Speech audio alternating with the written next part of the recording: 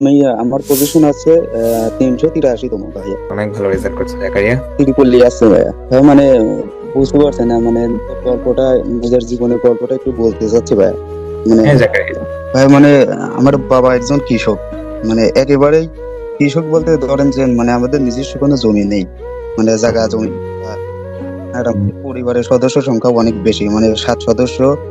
মানে আমার জ্ঞান হওয়া থেকে মানে যা দেখি যে বাবা মানে অসুস্থ আর কি, মানে অসুস্থ অবস্থায় এই ধরেন মানে সংসার চালায়, মানে নিজের জ্ঞান ক্লাস 3 পর যখন দেখি তখন থেকে। তো যাই হোক অনেক কষ্ট মানে যদি বলি যে মানে 3 অক্ট ঠিক মতো খেতে পারতাম না ভাই। মানে সিরিয়াস কথা ভাই, মানে দুপুরে অলমোস্ট দেখা যাইতো যে মানে কেউ না কেউ মানে না খা থাকা লাগে, বা দেখা যাচ্ছে চিড়া মুড়ি এগুলো খাওয়া লাগে। তো এভাবেই দিন যায়।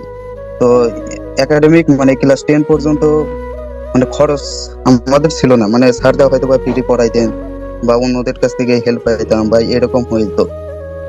তো মোটামুটি সিরিয়াস ছিলাম লেখাপড়ায়, যেহেতু পরিবার কষ্ট করছে আর বাবা অনেক কি করতো যে ভালো করে পড়ালেখা করতো, মানে এরকম কষ্ট যেন ভবিষ্যতে না হয়। আমার বড় ভাই আছে, বড় ভাই এখন সিলেট কৃষি বিশ্ববিদ্যালয়ে আছে ডিবিএম এ। তো বড় ভাইয়া দেখা যেত বাবার সাথে কামলা দিত, মানে অন্যের জমিনে কাজ করতো, ওইভাবে সংসার চালাইতো, মানে আমাকে মাঠে যাইতে দিত না। মানে আমি কাজ কামও ওইরকম পারতাম না, মানে বড় ভাই বাবার সাথে কাজ করে সংসার চালাইতে হয় এরকম। তো ক্লাস 10 এর পর মোটামুটি রেজাল্ট ভালো হয়, কিন্তু আমি ওই ভালো কলেজে আর যাইতে পারিনি। পরিবারের একটা অবস্থা ছিল। তো দেখা যায় তো নিজের এলাকায় এটা একটা উপজেলার কলেজ ভাই, সিরাজগঞ্জ, বাসা আমার শাহজাদপুর, মানে শাহজাদপুর সরকারি কলেজ। এখানেই দেখা যায় ভর্তি হয়। তো এখান থেকে ভাই বুয়েট মানে এত দূর আসা সম্ভব না ভাই। মানে এখানে ভর্তি হওয়া মানে শিক্ষক তারপর স্টুডেন্ট সবাই ডাইরেক্ট বলে দেয় যে এখানে ভর্তি হওয়া মানে বুয়েটে চান্স পাবে না। এটাকে ভাই আমি যে নাইসে এত দূর কেউ আসতে পারেনি ভাই। তো দেখা যায় তো তো আর আমাদের বাসায় ওই পড়াশোনার করার মতো ওইরকম পরিবেশ ছিল না যে পড়াশোনা করবো ঠিক মতো। তো আমি ম্যাথে করতাম, ম্যাথে ধরেন ম্যাথের যে খরচ ওটা ধরেন টিউশন করতাম নিজে। আর এটা ধরেন মানে প্রায় গ্রাম অঞ্চলে, এখানে টিউশন ওরকম ডিমান্ড নাই, মানে টিউশনে ওইরকম মানে পাওয়া যাইতো না আর কি। তার বাদে অনেক কষ্ট করতাম। তো যখন আমি দেখতাম যে না আপনাদের ওই কোর্স, যখন দেখলাম অনেকে নোট শেয়ার করে বা কোর্স লঞ্চ হয়, কিন্তু আমি তো এনরোল করতে পারি না, মানে ওই পরিমাণ টাকা মানে আমার তো ছিল না, মানে আমি নিজেই নিজের খরচ চালাইতাম আর কি টিউশন করে।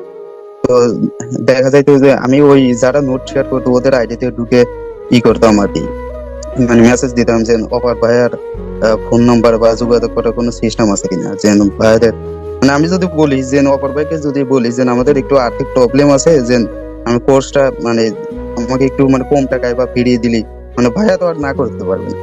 মানে যে এতগুলো লোক এক দুইজনকে তো ফ্রি করাইবে এরকম একটা তো হয়। তো ওইরকম চেষ্টা করতাম, কিন্তু হয়তো মানে যোগাযোগ আর হইতো না। আবার অভিযুক্ত তুষার ভাইয়ের সাথেও যোগাযোগ করার চেষ্টা করতাম, কিন্তু মানে চাইলেও আমি পারতাম না ওই যোগাযোগটা। তো ফ্রি ক্লাস গুলো করতাম সব, মানে আপনাদের ফ্রি ক্লাস গুলোই করতাম এরকম ভাবেই।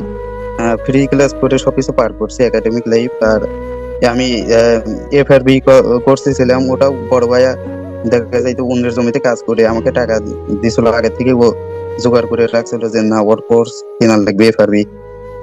ওই টাকাতেই আমি কোর্স কিনছিলাম। তো FRB ক্লাস গুলো নিয়মিত করতাম, মানে ক্লাস। এরপরে এই যে সামনেই তো রোজা আছে, এই গত রোজা মানে 2024 সালের রোজার মধ্যে ভাই আমি এত কষ্ট করছি যে কি বলবো।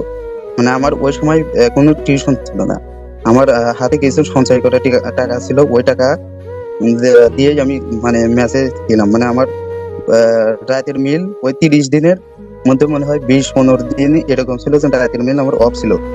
মানে আমি মানে ম্যাচের মিল করে অফ করে দিতাম, মানে ইফতার করতাম, শুধু পানি খাওয়া ইফতার করতাম, আর হলো মানে বিস্কুট খাওয়া রাত কাটা দিতাম। আর ওই যে সেহরির সময় ম্যাচের মিল খায় পুরো সারাদিন এইভাবে ছিল। মানে ওই সময়গুলো ভাই আমার খুব কষ্টে গেছে, মানে এতটাই দুর্বল ছিলাম ওই সময় যে আমি যেন ক্লাস করবো মানে বসে থাকতেও পারতাম না, আমি শুয়ে থেকে ধরেন ক্লাস গুলো করতাম।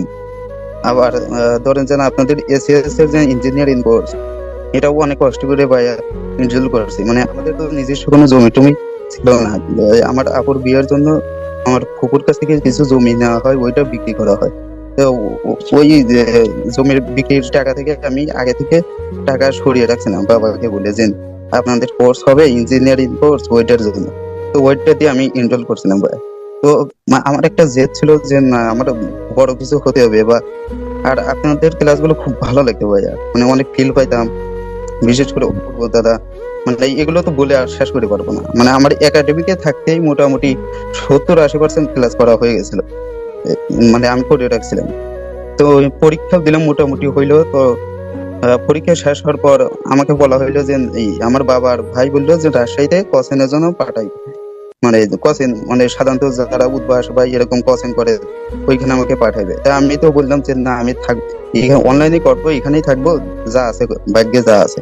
তো তারা মানে অনেক কষ্ট করে দেখা গেল যে আবার আমার বড় ভাই আর বাবা দেখা তো ওই টাঙ্গাইল বা মানে অন্য জায়গায় কাজ করতে যাইতো।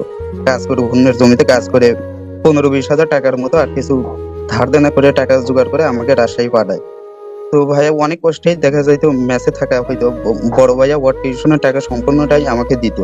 দেখা যাইতো যে ওর এই খাবারের টাকা বাকি রয়েছে বা বন্ধু বান্ধবের কাছ থেকে ধার দেনা করে। আবার আমার অ্যাডমিশনের সময় আমার বাবার অসুখ ধরা পড়ে।